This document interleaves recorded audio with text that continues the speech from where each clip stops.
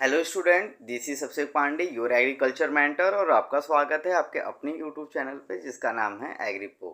तो आज के हम लोग इस वीडियो में ये देखने वाले हैं कि जैसा कि आपको पता है कि दिसंबर के लास्ट तक या दिसंबर की अब कभी भी आप लोग का एनएससी जो है, नेशनल सीड कॉरपोरेशन लिमिटेड की जो वैकेंसी आई थी मैनेजमेंट ट्रेनी की, उसका एग्ज़ाम कभी भी हो सकता है। तो उसके लिए हमने क्या किया, एक अलग से आपको कुछ सीड से रिलेटेड कुछ इम्पोर्टेंट क्वेश्चन जो आपके एग्ज़ाम में आ सकते हैं, उसके बारे में इस वीडियो को मैंने बनाने जा रहा हूँ, तो जो कि आपके लिए बहुत ज़्यादा लाभदायक होगा। तो लास्ट तक ज़रूर इस वीडियो को देखिएगा और ज़्यादा से ज़्यादा शेयर करिएगा, जिससे कि आपके एग्ज़ाम के कुछ इंपॉर्टेंट जो क्वेश्चन हैं, क्योंकि अभी एनएफएल का एग्ज़ाम हुआ है, नेशनल फीड फर्टिलाइज़र लिमिटेड का पेपर बहुत ज़्यादा टफ आया था। तो हो सकता है कि जो एनएससीएल का एग्ज़ाम है वो भी, उसका भी पेपर टफ आए। तो उसके लिए ज़रूरी ये है कि बहुत मन लगाकर आप लोग तैयारी करिए, और जो भी चीज़ें छोटी मोटी चीज़ें हम लोग छोड़ देते हैं जल्दीबाजी में, उसको भी आप लास्ट में इस वीडियो के थ्रू आप उसको कवर कर सकते हैं। तो चलिए आज के इस वीडियो को स्टार्ट करते हैं। देखिए, राष्ट्रीय बीज निगम की स्थापना कब हुई, मतलब नेशनल सीड कॉरपोरेशन जो है, जिसका हम लोग एग्ज़ाम दे रहे हैं, नेशनल सीड कॉरपोरेशन लिमिटेड, तो उसकी स्थापना कब हुई थी? 1963 में। कब हुई थी? 1963 में। तो मैं इसको आपके लिए इसको हाईलाइट भी करते चलूँगा, ठीक है? एक मिनट, आपको दिख रहा है? ठीक है। तो नेशनल सीड की स्थापना,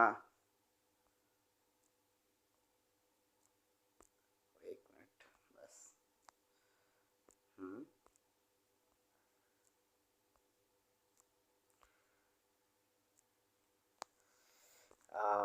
आई थिंक ये ना थोड़ा सा टच नहीं काम कर रहा है।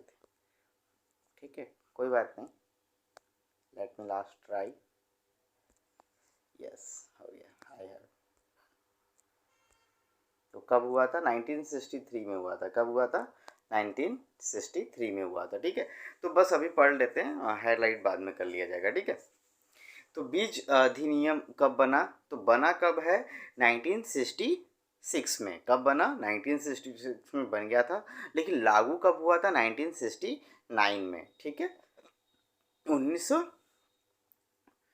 ठीक है, 1969 में लागू हुआ था। बीज आदेश 1983 है। हिंदी में, हिंदी मीडियम वाले बच्चों के लिए ज़्यादा अच्छा रहेगा, क्योंकि सारा कंटेंट हम लोग हिंदी में लाए हैं। ठीक है, केंद्रीय बीज परीक्षण प्रयोगशाला वाराणसी में स्थित है, मतलब सेंट्रल सीड, ठीक है, परीक्षण को हम लोग क्या बोलते हैं? आप बोल सकते हो प्रैक्टिकल एक्सपेरिमेंटल लैब जो है वो वाराणसी में है। ठीक है, आईएसटीए मतलब इंटरनेशनल सीड टेस्टिंग एसोसिएशन कहाँ है? ये स्विट्ज़रलैंड में है। तो ये क्वेश्चन इंपॉर्टेंट है, आईएसटीए कहाँ होता है? तो इसका फुल फॉर्म कभी कभी पूछा जा सकता है, international seed testing association Switzerland. RSSC मतलब Rajasthan state seed corporation, 1978 Rajasthan राज्य बीज निगम जयपुर। कहाँ उसका हेडक्वार्टर है? बीज नियम मतलब बीज निगम जयपुर में है। ठीक है, बीज लैंगिंग, देखिए इस सीड को डिफाइन करने का, कभी कभी सीड है क्या, तो आपको पता ही है, any plant of which is use for commercial multiplication of crop is called seed.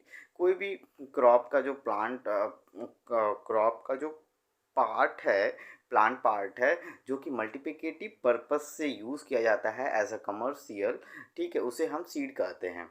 लेकिन अगर हम साइंटिफिक तौर पे जाएं डेफिनेशन पे, तो सीड इज डिफाइंड एज बोटानिकली और राइपेन ओव्यूल। क्या है? राइपेन ओव्यूल जो है वही सीड होता है।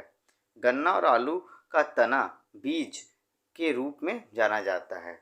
तो ठीक है, उत्तम बीज के गुण क्या हैं? कुछ कुछ उत्तम जो बीज होते हैं उसके क्या क्या गुण होते हैं, कैसे आप पता करोगे? एग्ज़ाम में आपके पूछा जा सकता है कि उत्तम क्वालिटी का जो बीज है आप कैसे पता करोगे कि उत्तम है? तो कुछ उसके क्राइटेरिया बनाए गए हैं। देखिए, बीज स्थानीय किस्मों के मुकाबले 10 से 15% अधिक उपज देती है। तो एक तो ये हो गया कि 10 to 15% आपको जो यील्ड है वो ज़्यादा मिलेगा, ठीक है। विभिन्न प्रकार की मिट्टी व जलवायु के अनुकूल होती है। तो और जो एक अच्छी जो बीज होती है, ठीक है, जो अपर क्वालिटी की बीज है या कह सकते हो सर्टिफाइड सीड है, वो किसी भी क्लाइमेट में और किसी भी मिट्टी में आसानी से वहाँ ग्रोथ वो कर लेगी, ठीक है। आनुवांशिक शुद्धता होती है, कुछ जेनेटिक प्योरिटी होती है। तो जेनेटिक प्योरिटी की देखा जाए तो 99.9% होनी चाहिए। बीजों की आनुवांशिक क्षमता ज्ञात करने के लिए ग्रो आउट टेस्ट काम में लाते हैं। कौन सा टेस्ट लाते हैं? Grow out test. तो ये एग्ज़ाम में क्वेश्चन पूछा जा सकता है कि जेनेटिक प्योरिटी के लिए कौन सा टेस्ट इम्पॉर्टेंट होता है, तो उसे हम बोलते हैं ग्रो आउट टेस्ट। क्या बोलते हैं? ग्रो आउट टेस्ट बोलते हैं, ठीक है। ठीक। बीजों की भौतिक शुद्धता के लिए आप कह सकते हैं 98%, मतलब फिजिकल प्योरिटी की अगर बात कहते हैं तो 98% होती है। अन्य फसलों के बीज खरपतवार व कंकड़ संरक्षण बिल्कुल नहीं होने चाहिए। और जब भी आप फिजिकल प्योरिटी की बात करेंगे तो उसमें आप ये देखेंगे कि वो देखने में कैसा लग रहा है, मतलब फिजिकल अपीयरेंस उसका कैसा है। तो उसमें क्या होते हैं, खरपतवार नहीं होने चाहिए, दूसरे पौधे के सीड नहीं उसमें मिले रहने चाहिए, कंकड़ पत्थर ये सारी चीज़ें नहीं होनी चाहिए, ठीक है। अब जर्मिनेशन परसेंटेज की बात किया जाए तो बीज जो जर्मिनेशन परसेंट होती है वो 60 से लेकर 90 तक के बीच में होती है। मतलब जर्मिनेशन परसेंटेज ये होता है कि आपने 100 बीज लिया, अगर उस 100 बीज को अपने फार्म फील्ड पे उगा रहे हैं, 100 बीज को फार्म फील्ड पे आप उगाएं, उसकी सोइंग किए, तो उसमें से कितने पौधे ऐसे थे उस 100 सीड से, मतलब एक सीड से एक पौधा बनता, तो 100 सीड से कितने पौधे बन के तैयार हो जा रहे हैं। तो जितना ज़्यादा लग, कभी कभी 90 होते हैं, कभी कभी 70 होते हैं, तो जितना ज़्यादा जर्मिनेशन परसेंटेज होगा उतना अच्छा रहेगा, ठीक है।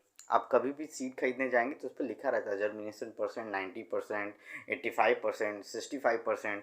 तो जिसका जितना ज़्यादा जर्मिनेशन परसेंट होगा वही आपको सीड लेनी चाहिए, ठीक है।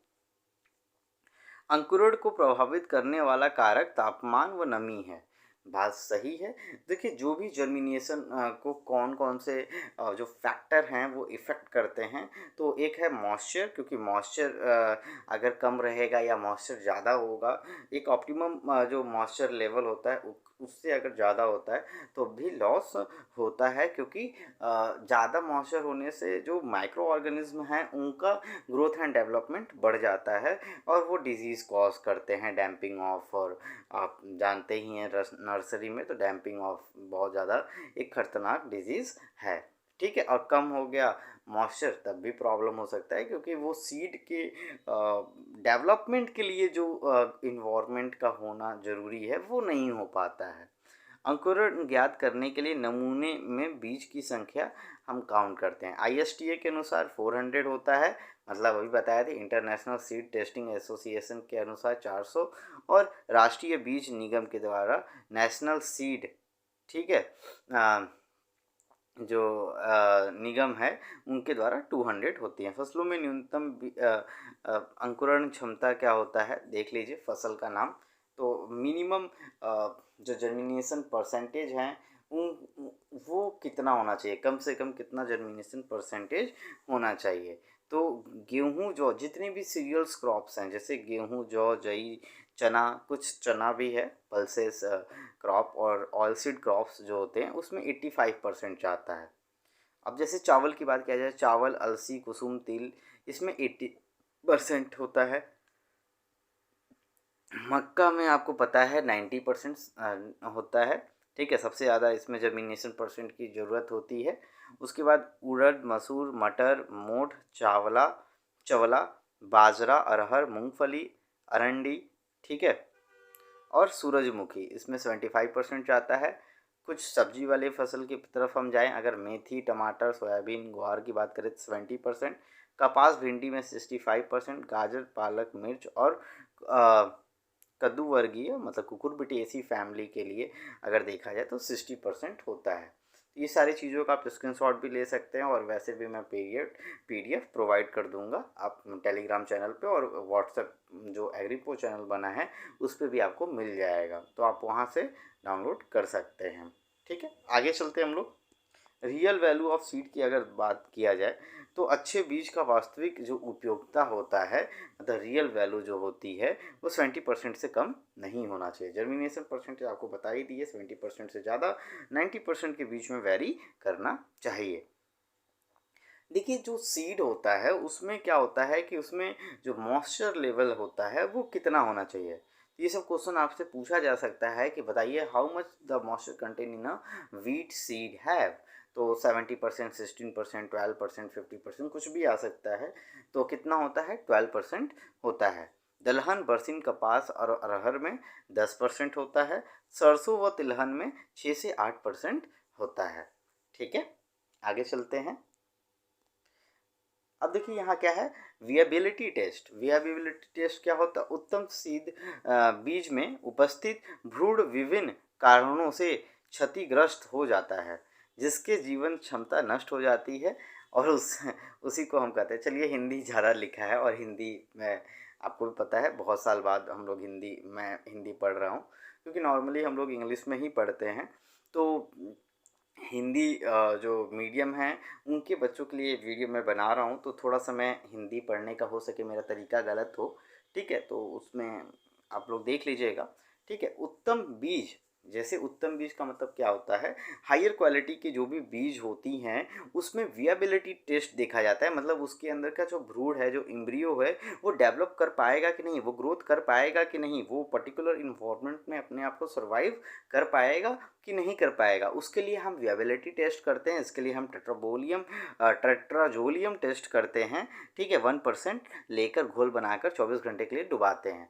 अगर वो डूब जाता है तो बहुत अच्छी बात है, इसका मतलब उसमें टेस्ट अच्छे हैं। ठीक है, और मतलब से अवेबिलिटी है। अगर वो ऊपर तैरने लगता है मतलब वो अच्छा सीड नहीं है। उसे हम टी टेस्ट और कहते हैं, या जैविक टेस्ट भी कहते हैं। टाइप ऑफ सीड की बात किया जाए तो ये बहुत इंपॉर्टेंट होने वाला है, टाइप ऑफ सीड। ठीक है, मैं 15 मिनट का वीडियो बनाऊंगा, ज़्यादा नहीं, बस 15 मिनट। तो 3 मिनट का और है, इसको देख लेते हैं हम लोग, फिर इस वीडियो को ख़त्म करेंगे। तो टाइप्स ऑफ सीड की बात किया जाए तो सबसे जो बड़ा सीड होता है, सबसे इम्पोर्टेंट जो सीड होता है, सबसे पहले जो कि सबसे पहले यही सीड बनता है, उसका नाम है न्यूक्लियस सीड, जिसे हम मूल केंद्रक बीज भी हिंदी में कहते हैं।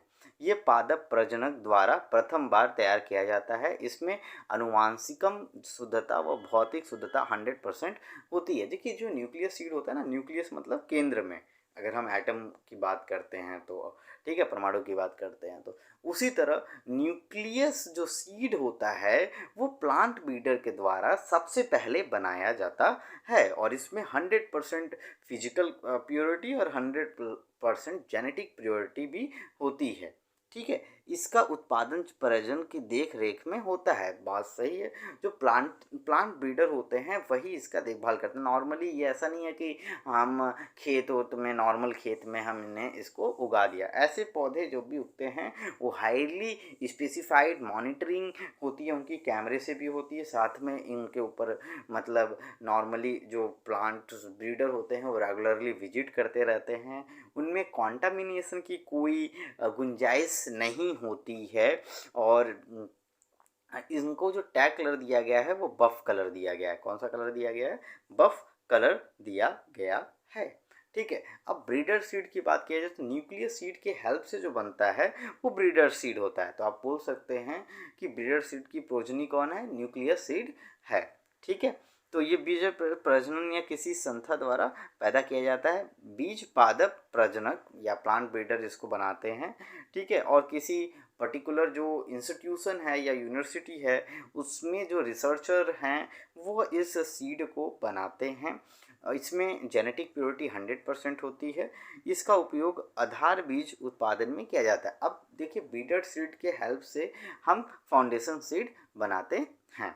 ठीक है। टैग कलर क्या है ब्रीडर सीड का, तो सुनहरा गोल्डन येलो कलर इसे हम बोलते हैं। तो आप इसको देखिए बीजी बोलते हैं ना, बीजी बैकग्राउंड, तो वही है बी फॉर ब्रीडर और जी फॉर गोल्डन कलर। ठीक है, मैं लिखूंगा नहीं, आपको पता ही है क्या कारण है लिखने का, तो बस आप सुनते रहिए और आप उसको नोट कर लीजिए। और आपको वैसे भी आपको ये पीडीएफ वीडियो के डिस्क्रिप्शन बॉक्स में टेलीग्राम जो चैनल है एग्रीपो का वहाँ मिल जाएगा, और व्हाट्सएप ग्रुप जो है वहाँ भी आपको मिल जाएगा। ठीक है, तो आगे चलते हैं। ब्रीडर सीड हो गया।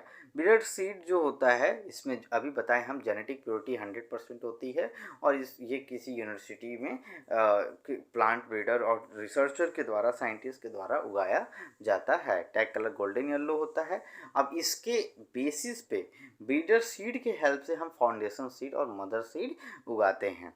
ठीक है, ये भी प्लांट ब्रीडर ही उगाता है। ठीक है, और इसका उत्पादन किसी बीज निगम, ठीक है, अब इसका उत्पादन अगर हाई मास प्रोडक्शन अगर हमको करना हो तो कैसे होता है, मतलब सीड कॉरपोरेशन और रजिस्टर्ड यहाँ संख्या मिलता है, इसका सर्टिफिकेशन होता है और उसकी देख रेख में किया जाता है। यहाँ जो जेनेटिक परसेंटेज होता है यहाँ भी 100% होता है, फाउंडेशन सीड और मदर सीड में भी। और इसकी जो फिजिकल आप कह सकते हो प्योरिटी होती है, भौतिक शुद्धता जो होती है वो 98%। यहाँ थोड़ा मोड़ा कॉन्टिमिनेशन के चांसेस बढ़ जाते हैं वीट के सीड के, या कुछ मैनिपुलेशन हो सकता है वैरायटी वाला सीड का, तो ये थोड़ा सा देखने को मिलता है। टैग कलर जो फाउंडेशन सीड का होता है वो वाइट होता है। ठीक है, FW आप बोल सकते हो। ठीक है, या मदर सीड जो है फाउंडेशन सीड, उसका जस्ट उल्टा M को अगर उल्टा लिखोगे तो W लिखाएगा। ठीक है, सर्टिफाइड सीड जो होता है फाउंडेशन सीड के हेल्प से जो बनता है उसे हम सर्टिफाइड सीड कहते हैं। ये उत्पादन किसी सरकारी बीज निगम द्वारा होता है। तो जो भी आप कह सकते हो नेशनल सीड कॉरपोरेशन है, NSC है, उनका काम ही होता है कि आपको सर्टिफाइड सीड बनाना लार्ज स्केल पे। ठीक है, यहाँ जेनेटिक जो परसेंटेज होता है वो 100% होता है, और जो फिजिकल जो परसेंटेज होता है वो 17%, सॉरी फिजिकल जो परसेंटेज होता है वो 98% होता है। टैग का कलर आपको पता ही है, सर्टिफाइड कलर जो सीड होती है ब्लू कलर की होती है, बहुत इंपॉर्टेंट है, आप इसको याद कर लीजिएगा। बीज उत्पादन और वैज्ञानिक तकनीक आपको पता ही है, न्यूक्लियस सीड हो गया, ठीक है, ब्रीडर सीड हो गया, फाउंडेशन सीड हो गया, और उसके बाद आपका आ गया सर्टिफाइड सीड हो गया। मिनिमम सर्टिफिकेशन जो मानक है वो इतना ही है कि अगर देखा जाए जितने भी सीरियल्स क्रॉप्स हैं नॉर्मली तौर पे, जैसे कि वीट है, गेहूं है, जौ है, धान है, जई है, ठीक है, चनवला है, मूंग है, उड़द है, अलसी है, चना है, टमाटर है, मटर है, ग्वार, मेथी, मक्का, बाजरा, सूरजमुखी, ज्वार और कपास। इसमें 98% फिजिकल प्योरिटी की बात होती है। 97% आपका चल सकता है सरसों, तिल, प्याज और सोयाबीन में, और मूंगफली में 96% की बात होती है। तो बस आज के इस वीडियो में इतना ही। इसी तरह हम आपके कंपटीशन एग्ज़ाम के भी कुछ वीडियोस बनाएंगे, कुछ थ्योरी रहेगा इसमें, ज़्यादा MCQ टाइप के क्वेश्चन वन लाइनर मैं बना सकता हूँ, वो भी मैं कोशिश करूँगा कि आपको मैं प्रोवाइड करता रहूँ। ठीक है, तो आप अगर वीडियो पे चैनल पे पहली बार आ रहे हैं तो चैनल को प्लीज़ सब्सक्राइब करिए, वीडियो को लाइक करिए, ज़्यादा से ज़्यादा शेयर करिए, जिससे कि मैं इस टाइप के कंटेंट आपको रेगुलर बेसिस पे प्रोवाइड कर सकूं। ठीक है, तब तक के लिए अपना ख्याल रखिएगा। Bye bye students.